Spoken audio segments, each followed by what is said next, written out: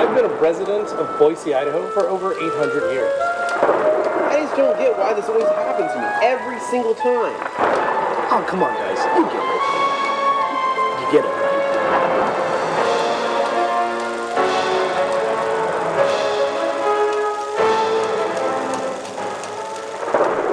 Hello, and welcome to yet another, I almost said Q&A Thursday. No. This is the TRC Podcast here on the TRC Podcast YouTube channel. Monday afternoon. That's right. Everything is weird. It's Monday. First of all, that's wrong. And the time, complete opposite of what we normally do for the podcast. So we had some stuff going on today that we're organizing, building on, and that's why we ended up pushing this. Well, tomorrow we're filming a car that supposedly is scheduled for the entire day. Yeah, it's going to be... we had to bump the podcast and move it. Bit of work. So, anyway, that's why you're seeing us now and not tomorrow.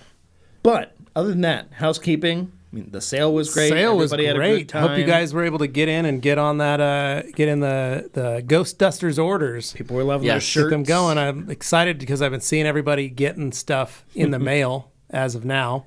Yeah, it's pretty neat, some of the unboxing stuff. Agreed. So I guess to summarize everything, we had limited edition shirts, we had limited edition stickers while supplies lasted, and then most of the mystery boxes are getting delivered this week if they haven't already been delivered. Yeah. So if you did pick one up, hopefully you loved every single thing you got in there.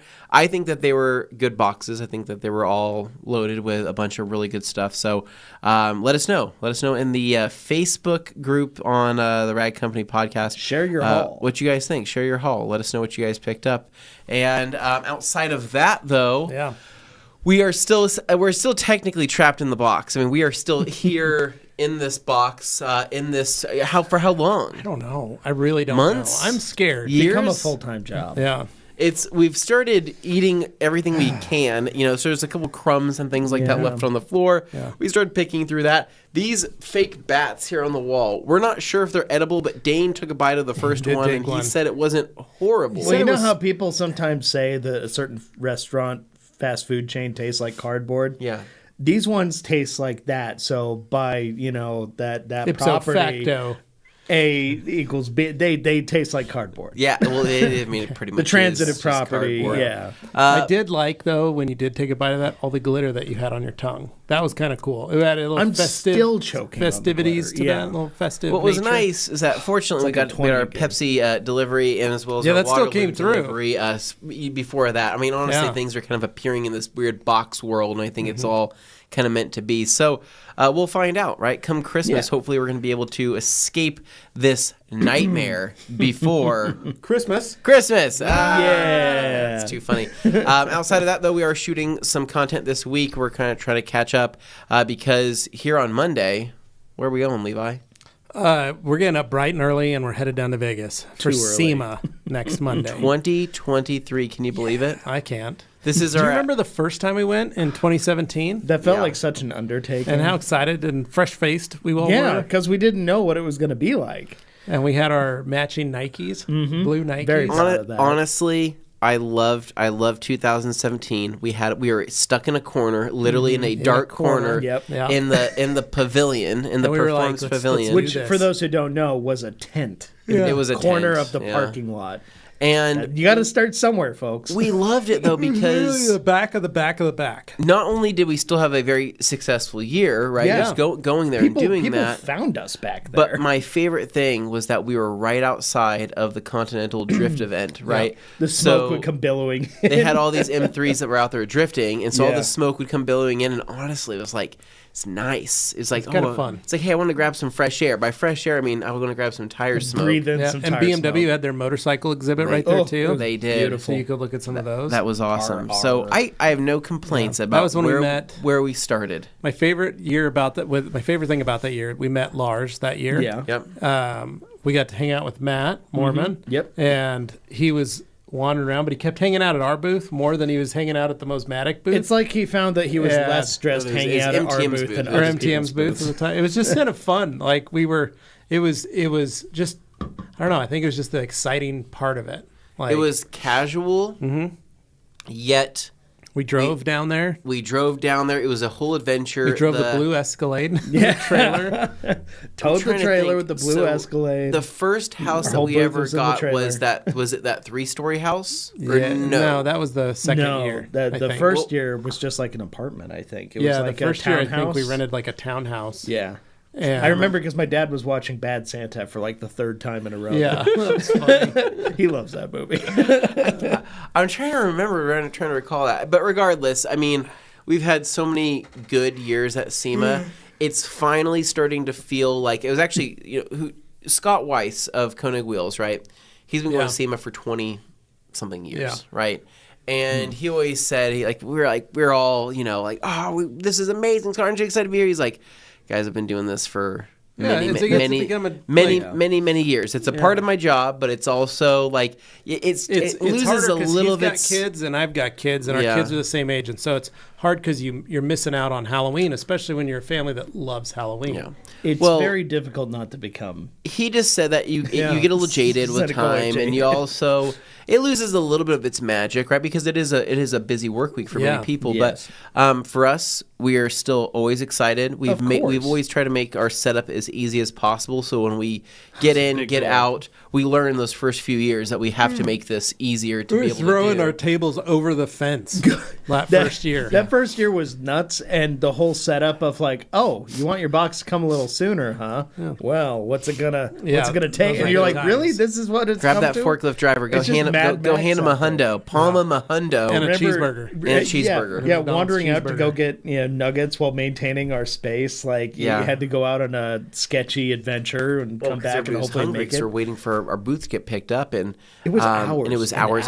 It wasn't just like 1 or 2 hours. It was 6-7 hours. Oh, we were there after the show, just kind of waiting, but with no inclination of when this is going to show up. Yeah. So then it was, hey, can one of us go and get food? Can someone walk down to the McDonald's? And remember, I walked down to the McDonald's with, I think it was like Tim, our old video editor, and we got there. The second year, and we're trying to walk back in the facility, but it was another 1.5 mile walk to get back into the entrance because they closed off this entrance. And there was a security guard sitting at this one gate. And I walk up and I said, hey, we work here. Our team's still in here waiting for a box. If I give you a McDouble, will you let us through? He goes, I'll take that deal. And so I handed he was serious. I'll take that through. deal. I'm like, heck yeah. I mean, the show's over, so it's like, what are we going to really do? Yeah, he's just trying to keep the people that don't belong in out. But good time. So we're really excited to go back. What are you looking forward to? Man, so I like seeing everybody. Yeah, that's my biggest thing. Getting to see everybody. I'm excited to really get to see, some of the new stuff from KCX. Oh. I'm excited to see some of the new stuff from Flex. Because they've got a lot of stuff, and I'm really excited to see the new stuff from Rupes because we're right next to them this year. We're actually close. That's going to be kind of fun to see some of that stuff get dropped, and then of course just see all our friends and stuff in the industry that are stopping by to say hello. Of course. So we usually get some fun people coming through, and we're always happy to see those of you who watch the shows who take the time to come out and see us at the booth. Hopefully you get a chance to see other things, but we're glad when you come by and you. Also, if you do watch the show and you let us know that, when you're coming up and saying hi, make sure you let us know who you are. Very helpful. Because say your first and last name, and then also if you have a handle your online. username or your handle, that's very, very helpful. Because sometimes the name and the user handle don't always match in our heads, so it's helpful. But I like seeing all the new stuff every year. I think that's the biggest reason I go, and that's the reason most people go is because it's all the new stuff that's coming for the year. And it's crazy to go. First year I went to SEMA was 2004. And it was a fresh-faced 24 years old going to SEMA, checking it out. And, it's 23. It was 2003. So it's fresh-faced 23-year-old. Dang. Going to SEMA, checking stuff out and seeing what it was then to what it is now. Literally 20 years later. 10 years. What happened. Is that? How old am I? 20 years later. Going back and going, holy cow, look at what SEMA is from the first time I went 20 years ago. It's wild to think.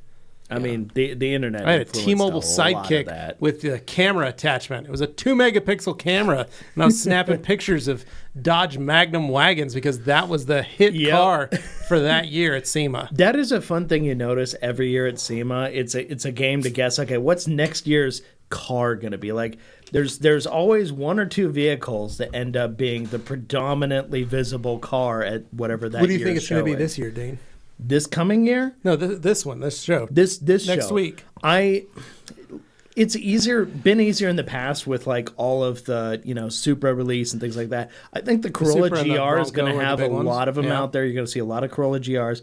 You're going to see a lot of, I think Rivians are going to be popping up a lot more in the like overland areas. Okay. Like in the past, it was the Bronco and stuff like that. I think this year there's enough Rivians out there now that people will probably put them in there. But those are the ones I'm expecting to see. As far as like new stuff, C8 Corvettes are going to be everywhere because they have been everywhere. They're like the democratization of sports cars. So for that kind of thing, Anthony, what about you? What are you excited? What are you thinking it's going to be? I think there's going to be hopefully a handful of like FL5 Type Rs now that those are more abundant. I think there's going to be a few of those. I would imagine there's still going to be plenty of other Civic Type R builds of the previous generation. Corolla GRs possibly. Maybe. We'll see. And then, gosh, I don't know. It always is. It just varies. I don't know. I can't say it's all going to be new cars because it's not always new cars. Well, 2018 surprised me because there were Lexus LC 500s everywhere, and I love that car, but it wasn't really. I didn't know it was going to be that popular, and there was everywhere at that show. Yeah, I don't really know what else. Maybe maybe some Subarus and whatnot. But I mean, I'm always surprised because we go into the central hall, right, main hall, and it's a wide variety. Yeah. Classics, muscle, tuner, just stock supercars. I mean, there's a bunch of random stuff, so I have no idea.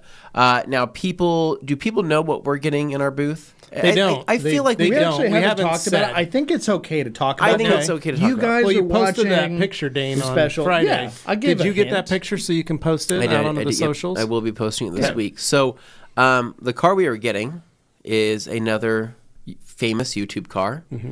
I'm excited about it. And this particular car, part of our lore building, was actually crashed. Mm-hmm. And crashed pretty bad, right? Yeah, I watched the video. Pretty bad. By a famous YouTuber, by probably one of the most famous YouTubers. Truck hit it, and then it got fixed by another YouTuber. Mm-hmm. And the other YouTuber had help from another YouTuber. Yep. So those two YouTubers kind of came together, and now this car is completely rebuilt and is now owned by one YouTuber. I don't know if it was a whole situation, but basically what we're getting is a 992.1 GT3 RS. Non-RS GT3. It's a Porsche 911 GT3 in purple, in an extremely rare paint to sample color. That was owned by Adam LZ, crashed by Adam LZ, restored. He didn't crash. He didn't crash it. He was crashed into. He was crashed into with him in the car. This is the same thing with Dane. Yes. He didn't crash the curb. The curb hit him. To be fair to Adam, he could not have stopped that guy pulled right out in front of him. He was not speeding. He wasn't doing it. Like, people make assumptions. When you watch the video, it's like, oh no, you weren't doing anything. He was doing like 25 miles an hour on that turn. Anyway, so the Matt Armstrong fixed it, essentially rebuilt it with the help of Freddie Tavares. And now I believe Freddie technically owns the car. I don't know if there's some deal done there, but I'm not sure we'll ask more next week. So yes, we are getting the Adam LZ GT3 Matt Armstrong Freddie Tavares car. Non-RS. Crashed under Adam LZ's duration. Matt Armstrong rebuilt it, and now it's owned by Tavares. But I haven't met Matt Armstrong. I'm looking forward to meeting that guy. He seems like a very nice guy. Seems like a very nice guy. So hopefully he'll be there and we can chat. But it's all on all three YouTube channels, and on Matt's YouTube channel is the majority of the rebuild, and it's garnered quite a bit of views. With him and Freddie working on the car and getting it built because it got all built in Freddie's shop. So we'll have that there, which is super exciting. And then, of course, we'll have air tools. We'll have some of the new products that haven't dropped yet, but will be coming out in the coming months. So if you're at SEMA, you will get a firsthand look at them. And possibly. if you're not and at if you're not, SEMA, you'll see it through Dane. I have a stream actually set up as of this morning that you can just click notify me on it. So you don't have to think about it after that. It'll just notify you the day it happens. And we're going to be playing it on our webpage. So, our website, radcompany.com. We're going to be playing that first day live there. And we're going to go around and check out all the brands that we carry. We're not going to go to all the brands. We're going to go to all the brands that the Rag Company carries to say hello. Yes. And find out what new things they have in their booth for you guys to check out and see. So we're real excited about that for y'all to be able to get that done. Yeah. So if you like last year's tour, I'll be doing that again. Yeah, there we go. All right. So obviously there's questions, comments. Hello to everybody. Nice to see you all here. I know I've been popping them up as we talk.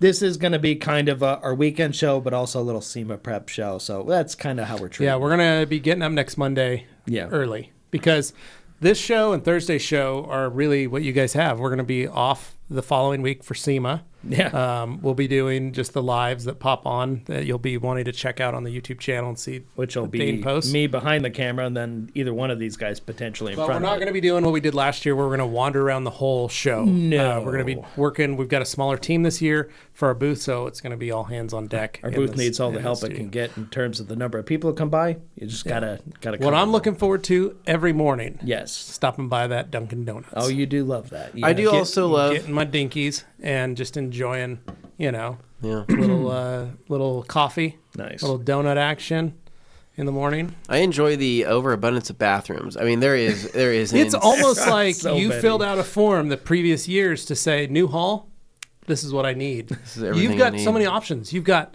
the normal bathrooms, but then there's family bathrooms, a private place for you to enjoy. There's literally so many places, Yeah. and so it's pretty nuts. What But I like is you've been packing your you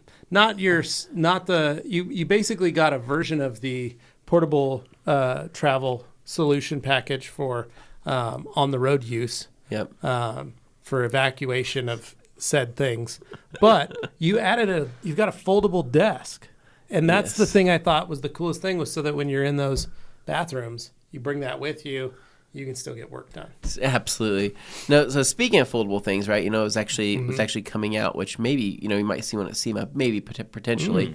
I'm very interested in buying one of these things. Okay. It's made by Honda. Mm-hmm. All right. It's called the Honda Moto Compacto. It is Moto Compo for those who know. It's the Moto. This is the Moto Compacto. It's different, Dane. The Moto Compo. Released in the 80s. In the back of a Honda City. Released in the 80s was a very, very small carbureted scooter, right? Briefcase size. This particular one that's coming out here in like the next week literally is a briefcase scooter. Fully electric, goes 15 miles an hour. I believe it's like 12-mile range or something like that. Yeah. So about an hour of ride time, right? And it looks awesome. It's like $1,000.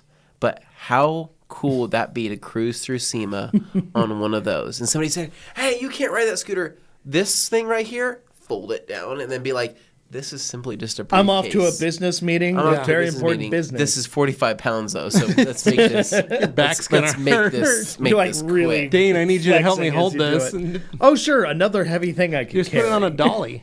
But mark my words, I genuinely think that those Moto Compactos, I think they're probably they're going to sell out like anything like kind of like hypey like that. And they'll probably be worth like double the price. But I saw those that are coming out next week, and me being such a big Honda fan and me also liking things that are worth value and worth money, I'm like, do I need one of those? Not really. Would it be cool to experience it? Maybe. Or it might be extremely underwhelming. Yeah. Like I bring it to work and I'm like, guys, look at my new Moto Compacto. I think it's silly and everybody fun, says, but... cool, that's awesome. Right, Can I ride it? And then they go ride it and they go, that's fun. Anyway, you can have it back now. You can have it back now. How do I fold this thing? You just want it? Oh, just leave it on its kickstand. Yeah. I think that's how it's gonna go. But anyway, I thought that was cool. I kind of want one. I probably shouldn't buy one, but I do kind of want one. Let's jump into some weekends. So, Mr. Levi Gates, Master of Shine, What you got? Master of the Boston Red Sox black hat, wearing the throwback shirt. Yeah, look at this. With See that? good. Who would have thought, a right? full leather bracelet with who's on that bracelet? A Kraken. A Kraken on that bracelet. Talk to us. What did you do this weekend? So pretty simple, easy, light weekend. I had a car, a Lexus NV or XV and something or other. NX? Maybe. It was like a small car SUV, tiny hybrid. Crossover thingy. Very, very small. Anyway, worked on that today or this weekend. That was from one of my customers that has all the Lexuses. So I picked that up. Easy peasy, simple detail to do. But she had let another person do the detail previously to me this past year. You saw some things? Well, that was what she was worried about. She said they came and did it for $150, did it in her driveway, and she was not happy with the quality of the detail. Now, mind you, this is a customer of mine whose cars are always immaculate, completely 100% immaculate. So someone who's new to the game sees it and goes, oh my God, this is an easy car, I get it clean, but doesn't have that detailing eye yet. Is going to miss some stuff because they don't know the customer, they don't know what they're looking for, they don't know what they haven't done enough cars, right?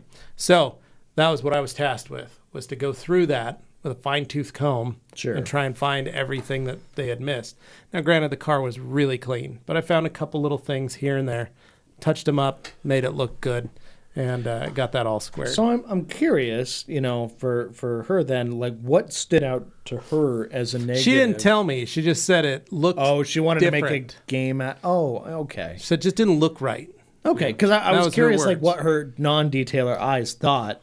Right. Now this is, mind you, this is a customer who goes through the car wash every week. Yeah. She runs her car through the car wash every week. Okay.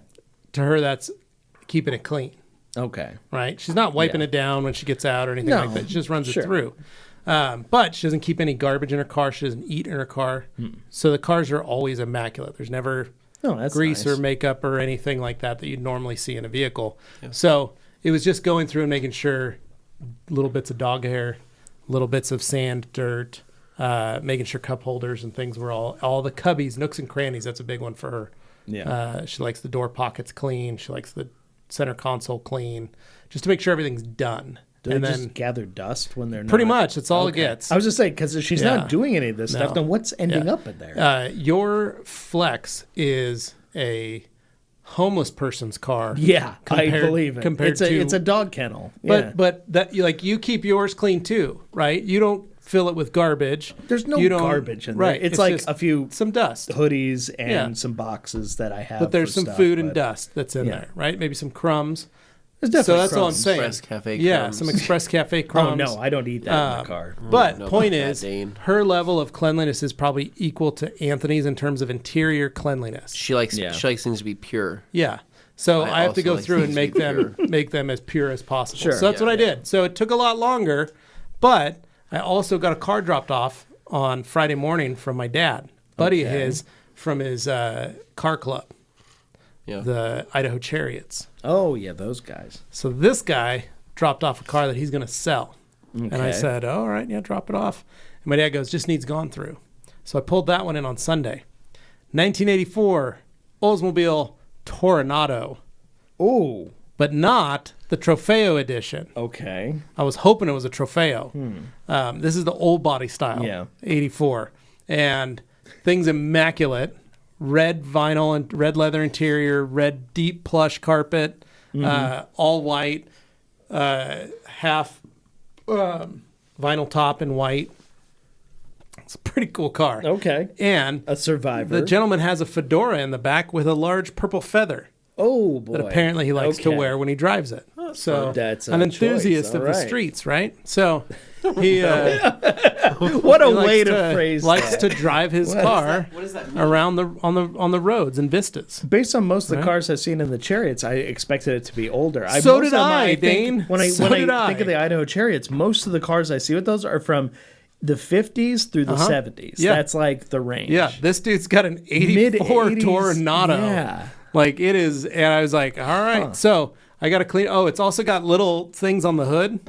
It's got the little antenna mounts. Oh. Or not antenna mounts, but flag mounts. The little diplomatic flag mounts? Yeah. So it's got those on it. So what was this car used to ferry around important people? I have no idea. Anyway, so it's going to be a pretty funny car to work on. It's pretty clean. It's white, like I said.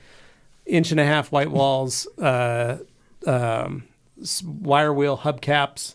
It's a and we'll see. I don't know what it's worth or what the guy's selling for, but it's got 36,000 miles right up Gabe's alley. That's the kind of car Gabe likes, low mileage examples. And so we'll see. But I did that. Carly and I watched It Follows this weekend. Scary movie. Yes. Actually pretty good. Scary movie. So we watched that. And then yesterday we just chilled out. Okay. Carly and the kids went and did a grocery run. And as soon as I got the car done and back, it was just can we just lie on the couch or on the bed and the couch and just watch TV and chill? I mean, that's what it was really what I wanted to do. Sure. So a lot of it is just snuggles and cuddles. And by the end of the day, we had 4 of us on the bed on Saturday night. And that was actually kind of fun, to have the whole family just chilling on the bed, watching family TV. Bench. It was a good time. So those are the kind of things I enjoy more, is just being a chill, quiet evening.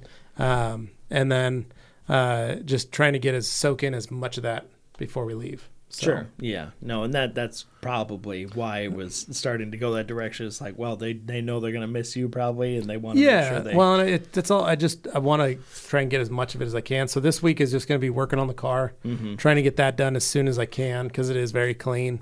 In the evenings a couple times, so that way I can have the rest of the week and free. And I'm not taking a car this next weekend, so I can just be chill. You don't want to be doing that right before you got to go. Yeah. So walk a million miles. Yeah. Well, I looked. SEMA. So I pulled up. That was something that Carly and I were sitting there talking about SEMA, and I pulled up my Move app. Okay. On my phone, the health this time app. Last year, and I said, "Look at this." On that Monday of SEMA, when we had to walk around and get all those cars wiped down, I walked 9 miles that day. 9.8 miles. Oh wow! It happens that day. And I'm sure you guys were the same when you were with me on there. So I think you had the record for the whole week. I mean, I was up there for sure because I was doing the streams. So I was doing that loop, like different ones every day, but it was still a ton to go to some of these halls just far away and like try and get to the boonies. Oh, that was another thing. Thursday night, I took the kids because Carly had to work late because of parent-teacher conferences. Thursday night, I went to Albertsons Park with the kids. Yeah. And we went for a stroll through Albertsons Park. Now, here's the thing that pissed me off. Albertsons Park in Boise, Idaho is a nature preserve. It is. Park. So you have designated pathways in which you walk on. You're not allowed to deviate and create new trails. Right. There are dirt trails that you can walk that go to other areas and then reconnect. Yeah. But you're not allowed to just walk out into the meadows and stand out there and take family photos. What did me and the children see? No less than 10 photographers and families of each of those photographers, to the point, and I should have taken a picture of this. I'm telling Carly about it. She's like, why didn't you take a picture?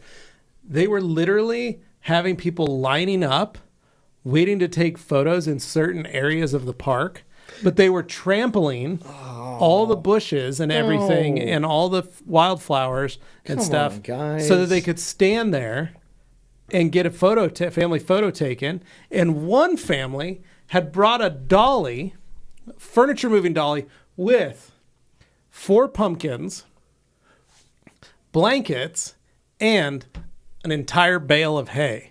That sounds like a beautiful shoot. On a joking note, I despise these people. Set that all up and then took photos and then pulled the dolly over and packed everything up and then moved to another part of the park. And Golden I was like, Retriever having sepia tone using. No, so Dane, DSLR shoot. Leave the Golden Retrievers out of this. Here's the other thing. I love Golden Retrievers, but there's a type of person who owns one a lot of times. All around that area, they're very nice people. They drive 4Runners and or Range Rovers. They're very nice people. They had those yard signs, like the little metal yard signs. So they're very easy to just put 2 little holes in the ground. They had tons of those all around saying, do not take photos in this field that we are repairing from people taking photos in this field. You've killed all this grass. Yeah, please rude. stay out of it. And then all these people are in there taking pictures. No. And I was laughing I was telling my kids, they're like, I go, see the sign? And Augie reads it out loud. And then he looks around. He's like, all these people are breaking the rules. Yeah. And I go, I know. It's pretty crazy. And they're not going to face any repercussions for it. Yeah. Then again, if you were to call that out, you immediately get called the Karen in that scenario. But I will say, Dane, if you haven't gone to Albertsons Park, you should probably try this week. Yeah. Beautiful. All the leaves changing. I've gone for walks over there. All the colors. I mean, just a stunning, beautiful park. I forgot how pretty that park is for a walk. So if you're in Boise and you haven't, especially with all the leaves changing, it's definitely worth it. So, all right. That was my weekend. No, that sounds great. So I guess on my weekend, not too much to report here. It's the usual car situation I found myself in. But you got one of them back, didn't you? I did get one of them back. I'll just talk about the fact that I came on Saturday to the that's right. Yeah, I was here Saturday too. So was Anthony. Of the new storefront. So very excited about that. It's open, ready to go. Let's clap for that. We're very excited for Store's that. Store's open. Come on down. Anybody and everybody who's coming through town, even if you're not from here, you're thinking about it. They're open good hours, so you'll be able to hit that place up. Even if we're not around, you can still go to the store, get closed stuff. On Sundays. Yeah, but it's going to be a great setup. I'm really excited for that, and the turnout for the opening was great. Yeah, good amount of people. The only part of it that I'm tying back to myself here is when time was wrapping up and I was hopping in my car, I turned it on to go idle. I needed to make a Costco run next, do some other things.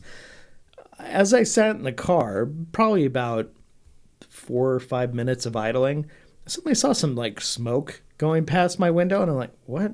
I wasn't sure. Did somebody just vape nearby or something? Yeah. There were a lot of people out and about, so vaping. I thought maybe that was it.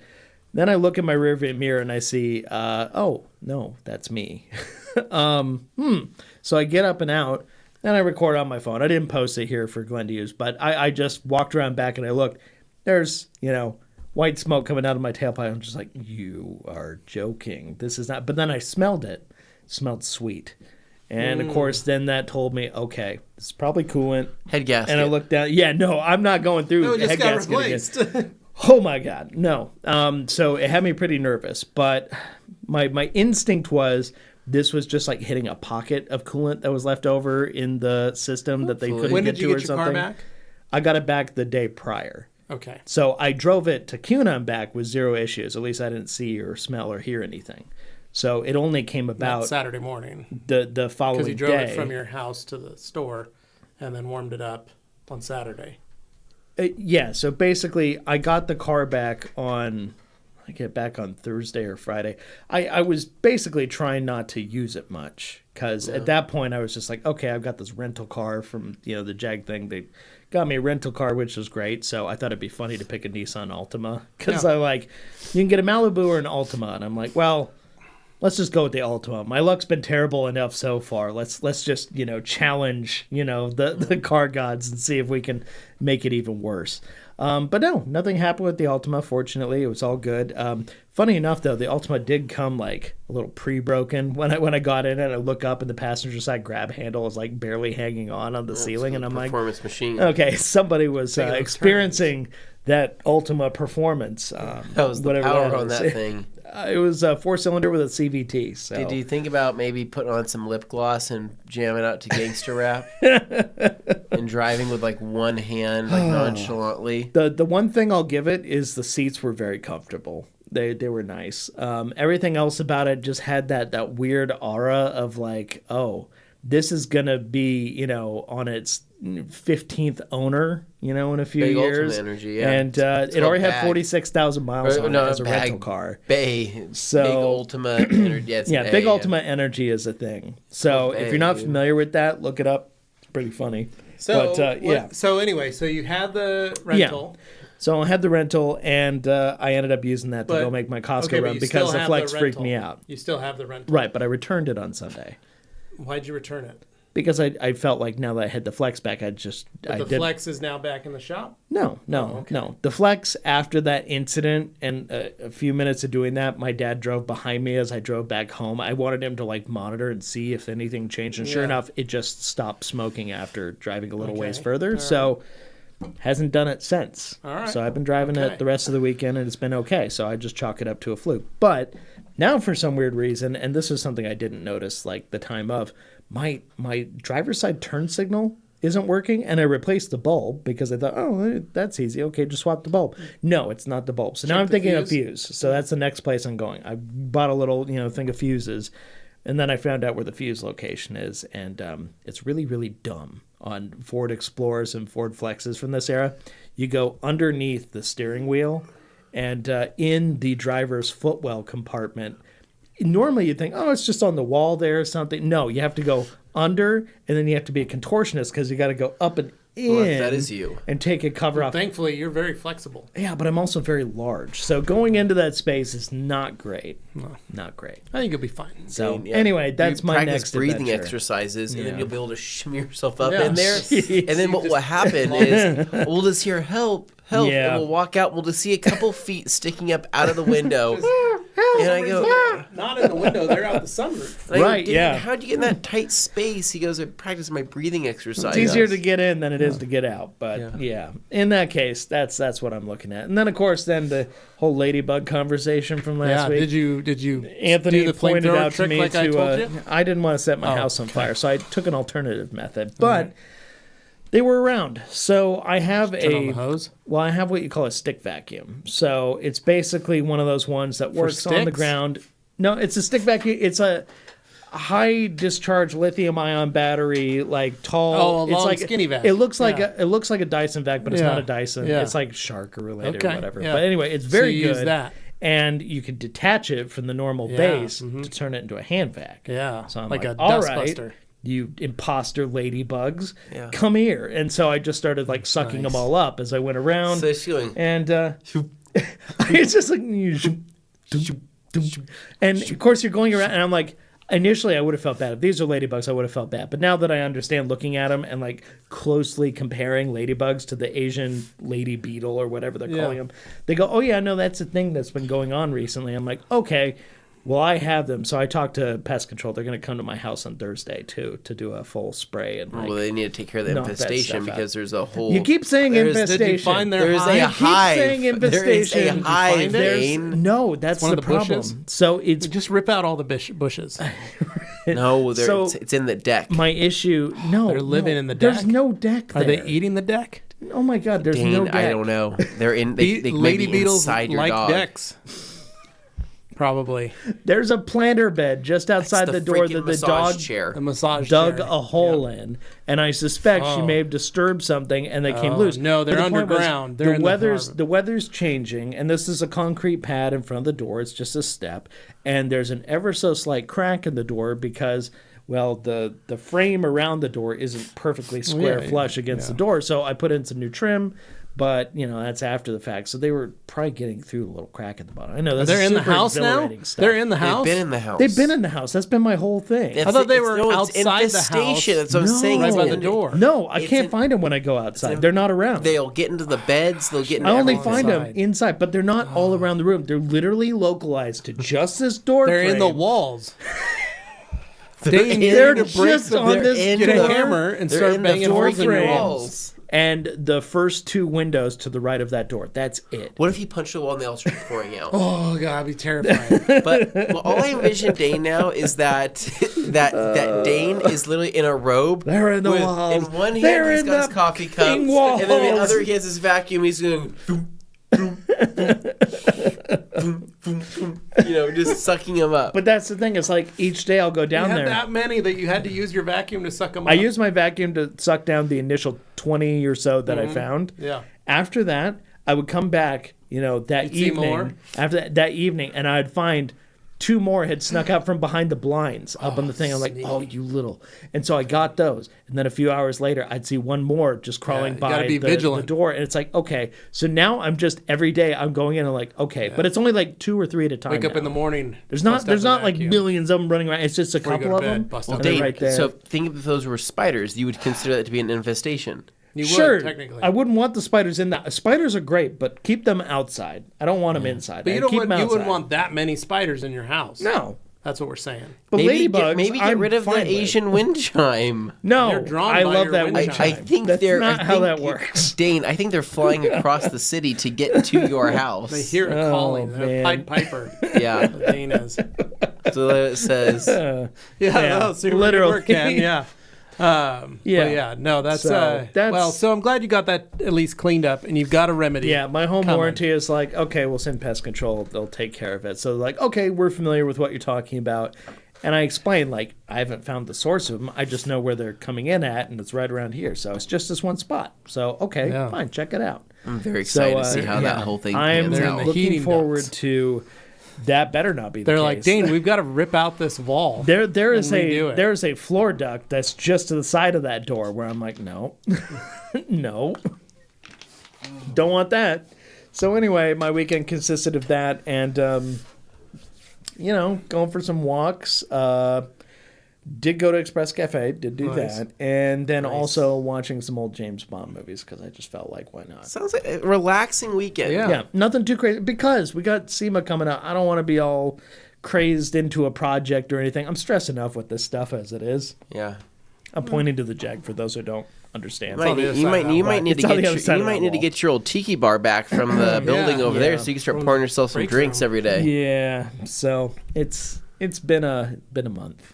Poor Dane. I'm looking forward to But at least you got one car back. a new month. Yes. And the second car's getting looked at this week. The car I got back tried to scare me though. It was trying, but it didn't succeed. Thankfully, it cooled off. But the Jag does go in this week. Wednesday? Jag gets picked up on Wednesday. It's supposed to get looked at on Wednesday. The tow thing, I find this really difficult with like coordinating with an insurance company who then coordinates with a tow company.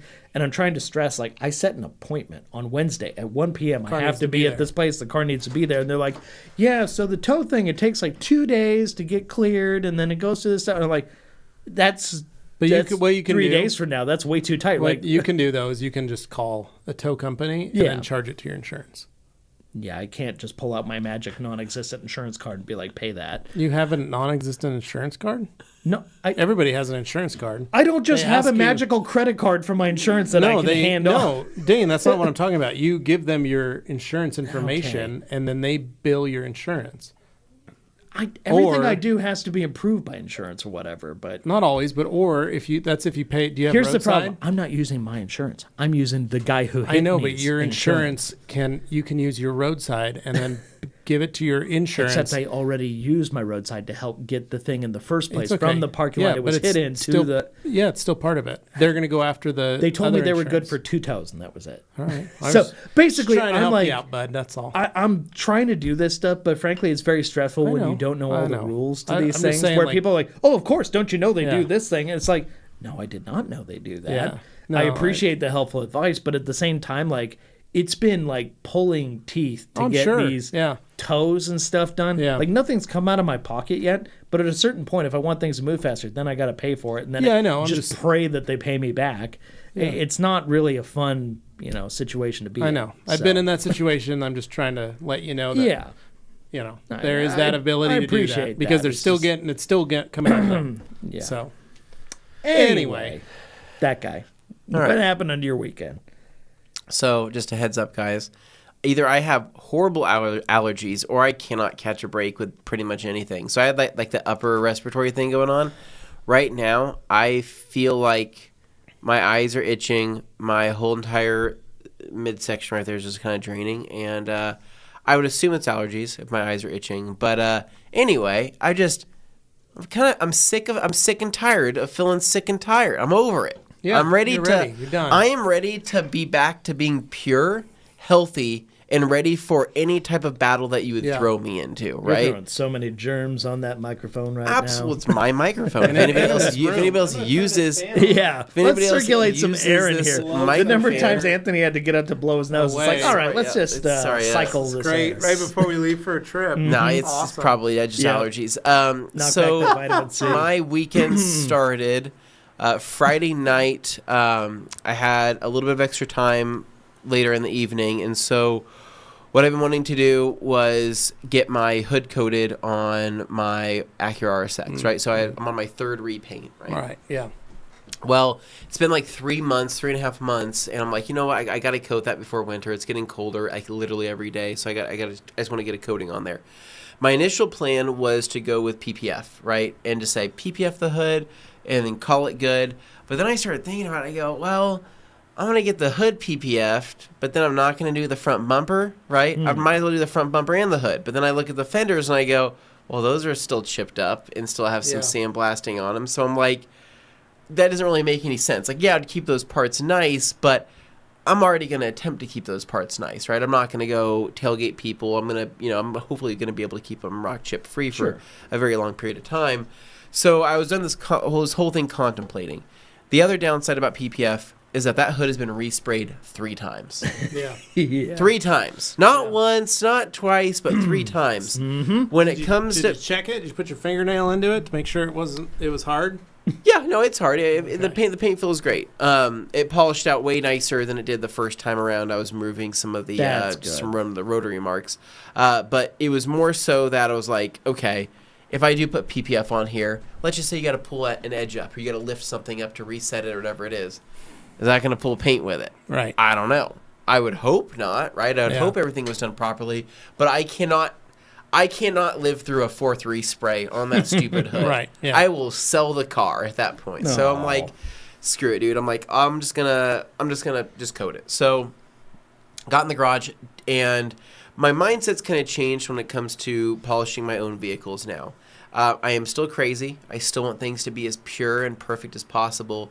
But on that car, for example, I'm like, okay, I pulled out my wool pad, I pulled out the last cut, and I'm ready to jump into it. And I go, I don't need to do this. I don't need to cut it this crazy, right? You're growing as a person. I'm looking at it and I go, it looks fine already, and it's a black car that's gonna get marred. People are going to touch this hood. Yeah. How perfect do I need to make it, right? Because while the car is garaged and I try to take great care of it, there are so many things out of my control on a weird daily basis that happen from just people or things that I just can't do anything, right? Yeah. So I just say, I'm like, you know what? I'm just going to make it better, and then I'm going to call it good. So what I ended up doing was just doing a quick Ultra Clay scrubber on, because I had washed the car the previous night. So went back through Ultra Clay scrubber on the front bumper, on the hood, everything. All those were resprayed parts. The roof, I had done that. I'd coated that at a different time. I don't remember. That car is wearing like a couple different things. I think it's got optimum gloss coat on everything but the roof, which has XOV5. Maybe. Does anybody remember? Yeah. I talked about it. I just don't remember what I put on there. You probably did do XOV5 on it. And I'm sure someone kind will remind you. The spoiler wasn't, the spoilers, I haven't put anything on the spoiler, so I don't know what the heck, I don't know what's on the car. All I knew is that I was going to coat those parts. So I grabbed the final polish, or the last polish, the final polish from the last cut, and a Rupes white pad. Quite literally the least aggressive thing that you could possibly do. Yeah, super easy. Gentle. This is simple. Least aggressive. Yeah. Like literally you can't. You might as well wiped it with a towel. You can't screw it up. So I went through, laid that on, polished it out. I was like, hot damn, that looks pretty good, right? There's a couple little water spots and things like that it did not cut through. And I looked at it and I said, I'm just gonna leave it. I'm just gonna leave it. You let it go. Because I see that and I go, chase it. And I go, I need 3,000 grit. You don't want and then I'm like, then I need a wool pad, and then I need to do this. And I looked at it and I go, I'll do it another time, right? Because I'm gonna make that hood perfect, right? If I was gonna make that hood perfect, a bird would crap on that thing tomorrow before the coating sets up, completely etch it, and I would have to redo everything all over again. Don't. It's the guy who shaves before a date. So this is the. That's very specific, Dane. Dude, jinx everything. Yeah. This is the tempting fate, as I call it. Right? Yeah. And you're finally hitting that level where you don't do things to tempt the fates. Yeah. Right? So like driving an Altima. Yeah. Not going to chase that because things are going to happen that if you do try to chase it, this is good because you're a father. It's potential when the second and third, maybe possibly fourth child arrives. I'm setting myself up for the future. You're starting to set it up for the future because I am. You're going to do that and you're going to go, man, I'm going to get this bird etching out, let's say 10 years from now. Yeah. Lucy has a friend some neighborhood kid comes riding over and ghost rides his scooter into the side of it. Yeah. Just for fun, just cause. Yeah. He's just ghost riding. He just wants to see what happens. And you're going to get that ding. Yeah. So these are the things that you're doing. You're preempting this butterfly effect that is going to happen. So I'm proud of you. Thank you. So I polished it out. I said that looks pretty good. And I was really happy with it. Now, what's funny is that you say that, right? Remember how I was saying I have things out of my control? Yeah, you just got to let it go. Right? Yeah. Do you know what's hilarious? Like literally 4 hours ago, my Ring doorbell goes off, right? Some random man at my front door, right? With an air filter and a ladder. And I'm like, who is this guy, right? My father-in-law lets him into the house. I call my wife. Who's the guy walking into my house with a ladder and an air filter? She goes, that's the HVAC guy. He's coming to clean it and change the actual filter up in the attic and clean out everything out. Where's the black car parked? And I said, how is he getting up in there? And she goes, I don't know, maybe through like the closet or the crawl space out in the garage to climb up into the thing. I said, she can't go there. That's where my car is, right? Yeah. So it's parked directly under it. He didn't actually end up going through the closet. I think he actually went through a closet instead. Imagine it's just one of those auto just ladder my luck, things. though, is what I'm saying, is that like I could have perfected that hood. Regardless, there could have been some weird thing outside of my control where somebody's he could have lifted that up and all the dust and everything could have landed and sat on the hood. Don't even dust. It's he the spreads the ladder. fiberglass. That's what I mean. Like all of insulation, nose of everything. the car. So the insulation, he would have been like, "Oh, insulation fell in the car." I'm gonna just wipe that off. I'm like, no, bare hand, dry. Anyways, I called it good after I polished everything out and panel wiped it, and then I was sitting there thinking, okay, which coating am I going to go with? Because in my drawer, I have several different things. Yeah. I have what's left of not good gloss coat. I have so I had some Diamond Protect Diamond Body 36 in there, and then I had. Oh my gosh, what else did I have? Then I had just normal diamond body, right? But then on the other side, I had a brand new bottle of CSL that I forgot about and XOV5. And I'm like, ugh, tough decision. I looked at all of them. That diamond body 36 is going on many, many, many months old. And I'm like, do I want to risk it? You know what I mean? Like, do I want to risk it? Like, it's really old. It still looks okay in there. So I ended up going with CSL and XOV5. Yeah. So threw on CSL, easy application. But the next morning, right? So the following morning, I finished up that Friday night. Saturday morning, came to the open house here. Drove the Evo. Yeah. Just to, stretch the legs, burn some gas, because God knows how old it's getting at this point. So I just need to go drive the car. Drove it, had a blast doing so. Drove it here, got to hang out with everybody, meet everybody. Just a great start to the morning. Came back home, and I'm like, okay, my daughter's asleep. I'm going to finish up the XOV5 application. So what ended up happening was I went through, did a light mist of panel wipe and just distilled water on the towel just because there was some light dust that settled overnight, wiped down the hood again, and then I started doing the XOV5 application. And what I noticed is on the hood, as I was laying everything on, I was letting it set up, started to cross, I started seeing like what's it called? My brain's not even working right now. I started seeing the coating being sucked into the paint. I started seeing the excess, right, being left over on the top and beating up. So I said, cool. I wiped everything off, and everything looked good. I was like, all right, that looks pretty well leveled, right? I'm just going through with edgeless 365s because I didn't have any pro leaves on me. And I went back and I looked through it again. I go, I'm going to wipe it again. So I wiped it again, and I'm looking down through my Scan Grip headlamp, and I'm noticing that I'm getting directional towel wipe marks. Yeah. Do you know what I'm talking about? Yep. When you look through the light and you see where you've gone, and I'm like, that's annoying, right? Have I filled up the paint too much? Have I applied too much of XOV5? Right. Was there an overabundance? It didn't seem like I had put too much coating on the surface. Did you switch to an Eagle at any point? So this is what I did. 2 365s, brand new, right? Followed up with a fresh Eagle 500. Still smearing. And I go, I don't like that. I don't like that at all, right? Yeah. But it's leveled, right? The coating is leveled, but I'm talking about such a minuscule amount of whatever's left on the surface. Most people wouldn't notice it. That it's correct. Most people would not notice it. But again, this is me. Now, I said I'm not going to be crazy, Now the crazy's kicking in. And I go, this will bother me if I can't get this right. So I sat there for a minute. I went through 8 towels, being like, come on. Can I get to this? Yeah. I mean, I probably wiped off literally the actual coating itself at this point, There's right? nothing left. I've been wiping so much. And then I kind of had a moment where I go, you know what? I don't want to put more coating on the surface. So This was on Saturday afternoon? Correct. So it's been almost 24 hours. I was like, you know what? I'm going to try something a little different. So what I had is I had a bottle of just distilled water, and then I had a bottle of O&R mixed 256-1, right? Sprayed some water on the towel, went to go wipe it, and I noticed an improvement. And I was like, okay, that's seemed to have done something. So then I was like, well,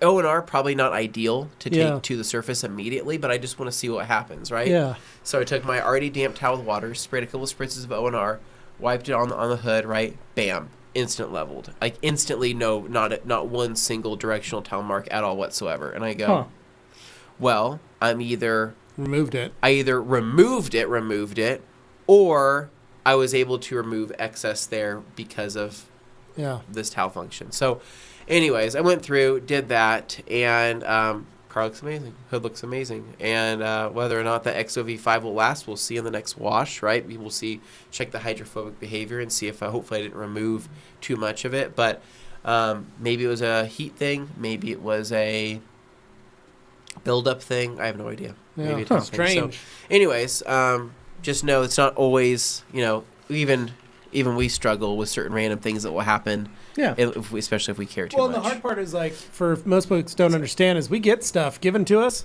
and we'll take it home, hold on to it.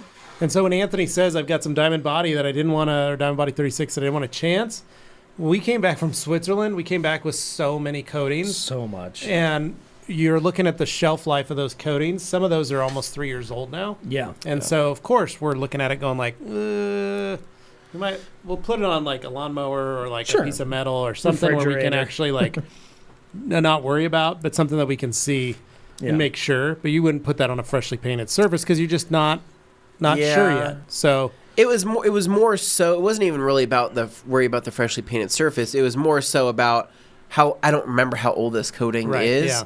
And like if it is going to have a negative reaction, I would rather not risk it on a hood that's been repainted 3 times and just the cluster of things, right? I would just you just gotta weigh out your risks there. And I was like, you know what? I'll crack open this brand new bottle of CSL and XOV5. It's a little bit of a softer coating.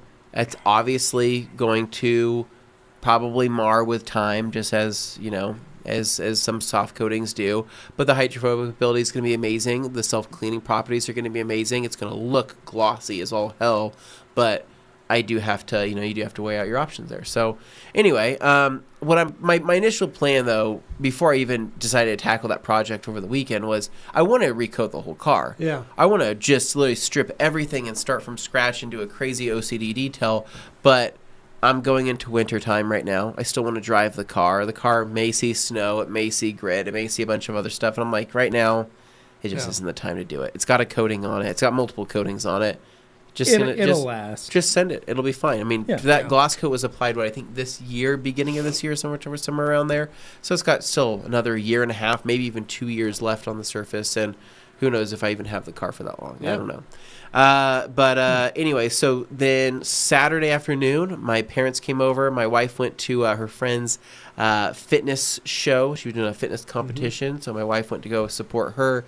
So I had my daughter. So my parents came over, and I asked them what they wanted to do, and they said, let's go walk down Harrison Boulevard. Delightful. For those who don't Halloween know, vibes. Levi is a resident of over 900 years. Close to 900 years. What do you think of Harrison Boulevard? The homes on Harrison Boulevard. For those of you wondering, you can Google it. Harrison Boulevard, Boise, Idaho. Famous Harrison Boulevard. It is a founding street. So there's a number of these founding streets in Boise, and Warm Springs are like the two big ones. There's a number of them that are designed to be priority homes where the industrialists, the governor's mansion originally was there. There's a number of these historical sites and homes that were built. And the beauty is This was a home area that was a part of the westward expansion of the city. And Warm Springs is where the first original founding families were living. And some of them ended up building their homes along Warm Springs or right in the heart of downtown. Yeah. And then as the expansion moved at the beginning of the 1800s, or the end of the 1800s, they moved out onto Harrison Boulevard. Seems like most and Harrison Boulevard houses went up towards Bogus Basin. So it was a prime thoroughfare from the people that were scouring for gold and stuff. And that's where that road became available down Harrison towards downtown Boise. So they started building these beautiful Victorian homes. The tree cover is so lush there too. It's old trees, beautiful. Very old trees. Beautiful. But it is one of the busiest. That and Warm Springs are two of the busiest streets on Halloween, and see excess of up to 10,000, maybe 20,000 kids that come down and trick or treat. Easy. It's crazy. I mean, they do look like the streets you see in like movies, like a lot of the Halloween movie, like 80s movies that have it looks like a neighborhood. Every house looks like it's from a movie. I mean, that's the best way to describe it. It's like in a good way. Every house has enough character to be a movie house. Yep, and I think it's got that kind of old world feel, and that East Coast. And the tree cover really does make you feel like you don't pay attention to the rest of the world outside of it. It's just down this hallway of trees. Stunning. All these houses. It's amazing. Yeah. So beautiful. So we went down there, did a walk.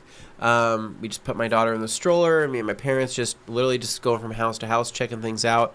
And God, it's amazing. I mean, really, the houses are incredible. I mean, how nice some of these things are. Like when you're driving by, they just look like old, small, dinky houses. Yeah, from but they're on from some of them are half-acre lots. Yeah, they look. They don't. I mean, yeah, but when you stop and walk and actually look at them, you go, "Oh, this is a Bavarian-themed house, right?" This house is all sandstone. Yeah, this house is also made 5,000 of square feet, but from the front, you'd never know. Yeah. Like you actually start like looking closer and you go, oh my God, like look at all the detail in this. Like that roof looks like old as hell. Well, but the house awesome. that you posted of the Lions. The Lions house is a really that good house example. was a governor's mansion after Stuenberg was assassinated. They made a governor's mansion and built that. That house has 1 foot thick concrete walls. I'm sure it does. Because they designed it to be a bomb-proof house. Because we just had a governor die back then.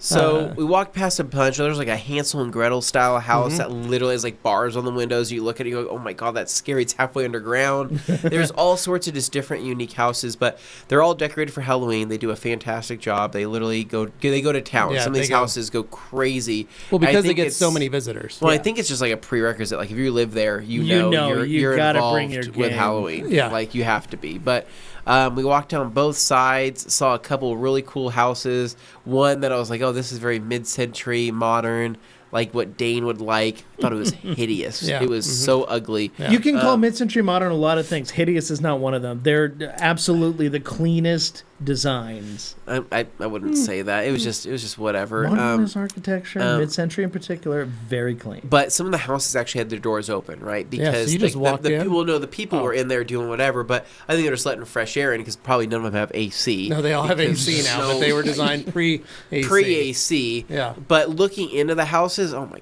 God, even some of these places inside, I'm it's like, all wood. that's it's like all hand-carved. Immaculate, like insane. There is one house right now. It's for sale on the corner. It kind of looks like castle-ish. Like I don't know how to describe it, but it's for sale right now. Guess the price. $7 million. That's pretty high. I was gonna say $4 million. Okay, it's 5,000, almost 5,000 square feet. Oh, okay. But that's pretty big. Okay. So it's 2.8 million. Okay, so right? that's less than I was 2.8 million, right? Yeah. In 2023, right? Do you know how much that home was in 2001? Oh, $700,000. Less than $1 million. 2001, it was $300,000. Okay, so this is not one of the. Wow. Can you believe that? Nuts. Could you believe, like, just being, like, back in the day, like, if my family would have moved to Idaho, like, maybe, because we came here, 2005, if it would have been just a few years before, right? And they go, where should we move to? oh, this is kind of cute down here, this older neighborhood. And be like, yeah, Harrison's very pretty. If you can find a house there, well, how much is this house, right? You could have been a North Junior High, Boise High kid. I could have. I would have grown up. I would have maybe ended up a lot different, right? Yeah. This is a real detour, but I can only think of one like truly mid-century modern house on Harrison Boulevard that strikes me immediately. The rest are mostly it's the one that has the rock on the outside. Oh, I don't know. That might be just a modern house that's designed to look older. But anyway, if you guys are lost, just Google Harrison Boulevard. So anyways, 300,000. Just imagine that moving here and being like, yeah, we're gonna buy this house, and you buy into a $300,000 house, and you go, cool. I'm just gonna grow up here, right? Grow up with your family over the years. Yeah. The next thing, the house starts gaining a little bit of value. So and then the you need to stay in your house for the next 20 years. Okay, that's not my street will not do this. But all I know is, dude, that's nice, crazy. Almost $3 million out of that house, which is just absolutely insane. Yeah, but it's pretty wild. Some of those, I had friends that would rent. There were rentals. Yeah, you could rent on Harrison, and I used to have friends that rented those. There is and they'd one move that's like being leased 4 right or now. 5 of them that would be renting that house, and we'd be a bunch of 20-year-old kids living in houses on Harrison Boulevard back then. And that was before you moved here. That was when Dane was moving. Crazy. So we did that, and then on Sunday, I actually went out and took a picture film of one of my cars out in near the Sensi Commons, right? Oh, nice, yeah. Beautiful over there, by the way. Mm-hmm. If you go out towards the Sensi Commons, all the trees have started to turn, right? Finally. And if you're looking for a place to, get a shot of you like cruising by really fast with all the leaves flying up behind your car, it's the place to do it, man. Wow. That street's almost always empty. It is empty, especially on a Sunday. But we did that, or I did that, and then cleaned up some stuff around the house. And then last night I started trying to watch a few different shows that were, I'm trying to look for something new to watch. I have no interest in Loki, no offense. It just seems very boring to me. Yeah. I am all about Generation V, right? Mm-hmm. Gen V on Amazon Prime. It's been amazing. I want to continue watching it, so more episodes will come out. And then I think I started a movie last night that says If You Were the Last. It has Anthony Mackie in it and somebody else in it, and it's like a movie about they're lost in space, and it's like a guy and a girl and whether or not they're going to. Oh, so it's not if you were the last guy on Earth, except it's in space. Yeah, it's in space. Okay, yeah. I haven't seen it, so I don't know. Yeah, but it's kind of like the effects are horrible. It's not a high production movie, but it's an interesting story. So I like Anthony Mackie, but I was gonna say before we go, we got a few of these comments. I'll throw them at you here, Levi. Okay. All right. So first of all, I wanted to say thank you to Demo, who says he mailed some cookies, etc. today. Very nice. They should arrive Wednesday. Thank you, sir. buddy. That's very Appreciate kind. And then next up, I got Jeff here saying, big shout out to you guys for your product curation efforts over the years. The Last Cut, Hyper Polish, Rupus Pads, and Lake Country Pad Washer are amazing. Getting ready to coat my daily suit. Thanks, Jeff. That's Appreciate awesome. it, man. Thank you. And Forced Induction.